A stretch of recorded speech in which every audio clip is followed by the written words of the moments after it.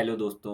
तो जैसा कि आप जानते हैं कि बांग्लादेश में पिछले साल रेवोल्यूशन हुआ था और वहाँ पर एक इंटरिम गवर्नमेंट आई है। और तब से भारत और बांग्लादेश के बीच के रिलेशनशिप लगातार ख़राब होते जा रहे हैं। और देखा जा रहा है कि पीपल टू पीपल टाई जो कि बांग्लादेश और इंडिया के बीच में ठीक से या फिर कई मामलों में अच्छे भी हुआ करते थे और इकोनॉमिक कॉपरेशन भी हुआ करता था, वो भी ख़राब होते जा रहा है। और इसी को ध्यान में रखते हुए इस वीडियो में हम बांग्लादेश और इंडिया के करंट सिचुएशन और हिस्टोरिकल टाइज और आगे चल कर के इस रिलेशनशिप को इम्प्रूव करने के लिए क्या किया जा सकता है, इसके बारे में हम डिस्कस करेंगे। तो सबसे पहले बांग्लादेश का जन्म 1971 में इंडो पाक वॉर के बाद हुआ था, क्योंकि बांग्लादेश जो कि ईस्टर्न पाकिस्तान के नाम से जाना जाता था, वो पाकिस्तान का ईस्टर्न पार्ट था और जहाँ पर बंगाली पॉपुलेशन ज़्यादा होती थी।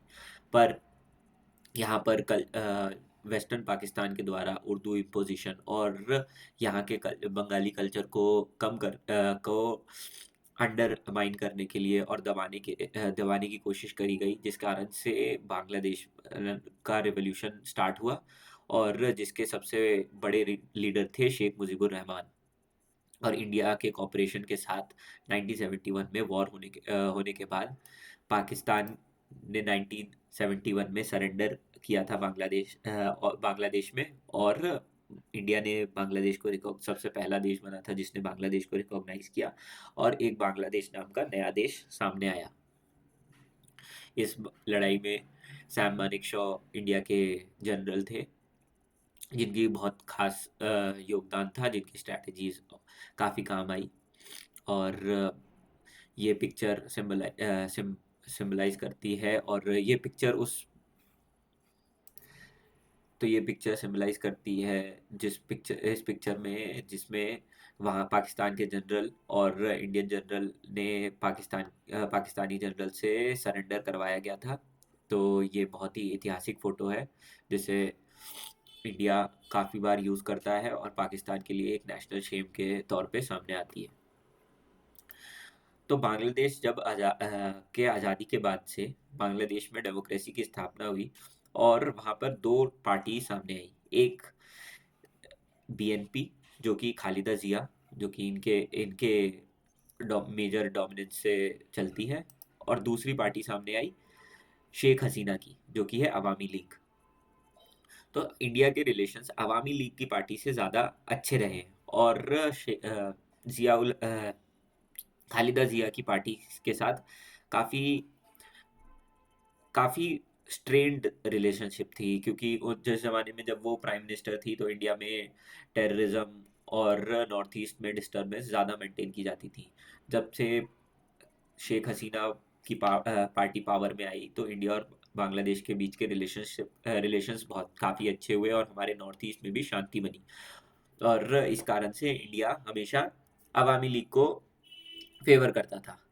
पर पिछले साल जब जुलाई में रेवोल्यूशन हुआ, तो उस रेवोल्यूशन के बाद शेख हसीना को बांग्लादेश छोड़ करके इंडिया में भाग के आना पड़ा।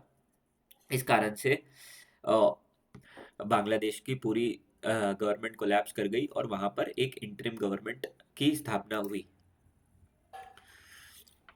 और इस इंटरिम गवर्नमेंट के चीफ एडवाइज़र बने मोहम्मद यूनुस। तो ये बांग्लादेश के एक नोबेल लॉरिएट हैं, और इनको इस नई गवर्नमेंट की जिम्मेदारी सौंपी गई। पर जब से ये आए हैं, तब से इन्होंने एक एंटी इंडिया पॉलिसी का पालन किया है, जिसके कारण से इंडिया और बांग्लादेश के बीच में रिलेशन लगातार खराब होते जा रहे हैं। इसके सबसे पहले एग्जाम्पल थे, जैसे कि इन्होंने जमाते इस्लामी पार्टी को से हटा दिया था, जो कि एक एंटी इंडिया नैरेटिव और प्रो पाकिस्तान नैरेटिव बांग्लादेश में फैलाती है। इसके ऊपर शेख हसीना ने बैन लगाया था, इसको इन्होंने हटा दिया।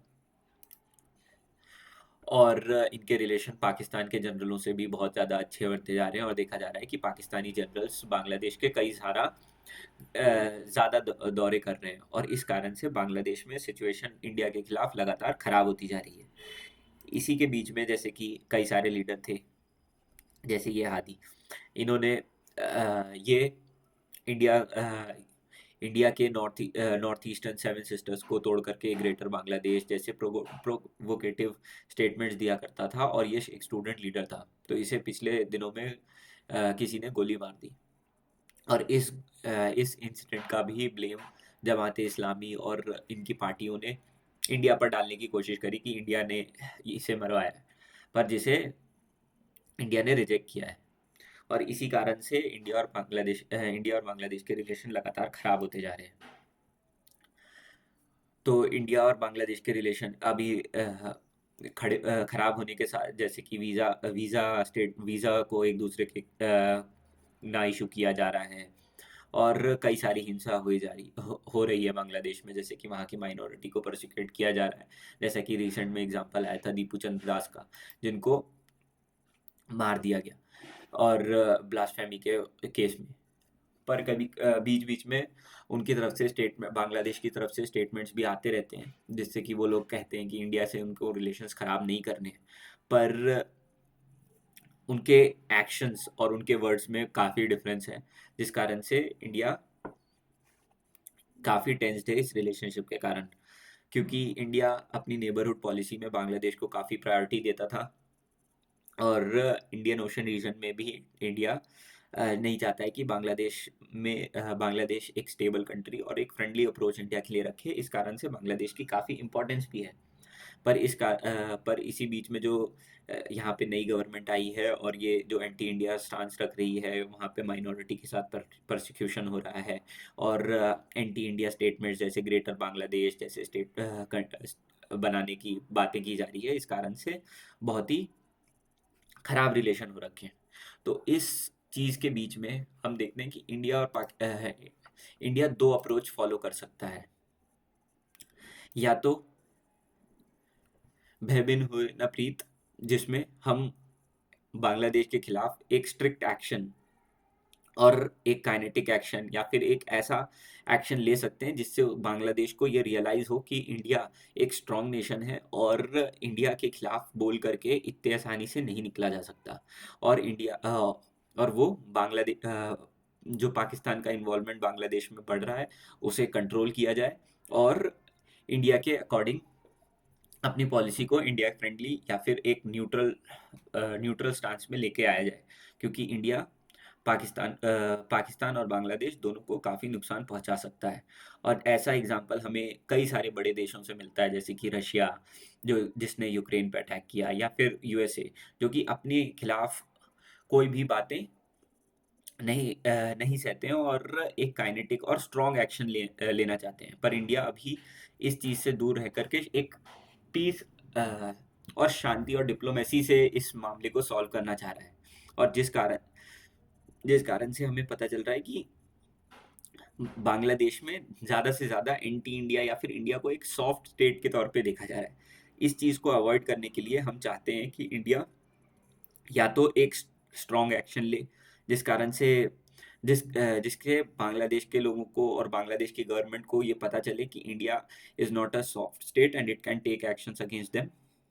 या फिर हम शांति से बैठ करके डिप्लोमेसी से इस रिलेशन को सॉल्व कर सकते हैं, और अवॉइड कर सकते हैं कि किसी भी फ्यूचर और भी ज़्यादा इंडिया और बांग्लादेश के रिलेशन और भी ज़्यादा ना खराब हो, और हम इसे डिप्लोमेसी से सॉल्व करें और बैक चैनल से सॉल्व करने की कोशिश करते रहें।